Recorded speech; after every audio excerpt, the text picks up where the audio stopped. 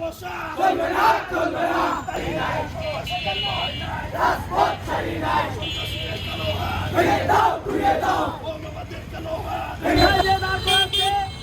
একজন এমপি প্রার্থীর কাছে একজন সাধারণ মানুষ তার জবাব দিতে চাইতে গেছে, তাকে সন্ত্রাসী ভাবে থানায় মব সৃষ্টি করে মামলা করা হয়েছে।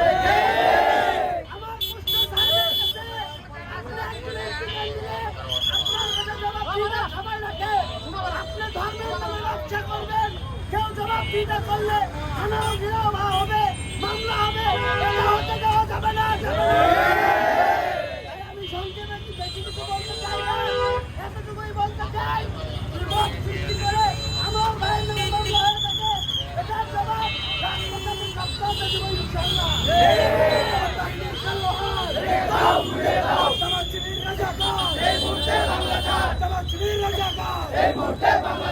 বেশি কিছু বলতে চাই না, এতটুকুই বলতে চাই, ধর্ম নিয়ে ব্যবসা করা বন্ধ করেন।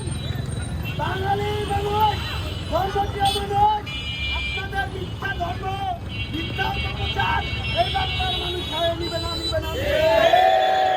তাই অবিলম্বে এই মিথ্যা মামলা প্রত্যাহারের জোর দাবি জানাচ্ছে এবং প্রশাসনকে বলতে চাই, মব সৃষ্টিকারী মাধ্যমে যে মামলা দিয়েছেন তা প্রত্যাহার করতে হবে, অবিলম্বে প্রত্যাহার করতে হবে।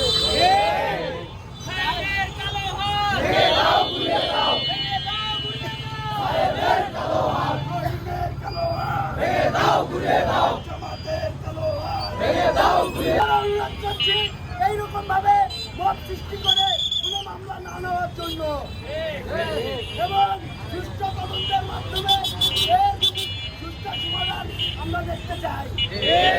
তাই এই বলে আমার বক্তব্য শেষ করছি। খোদা হাফেজ। বাংলা জিন্দাবাদ। সহ্য আমরা জিন্দাবাদ।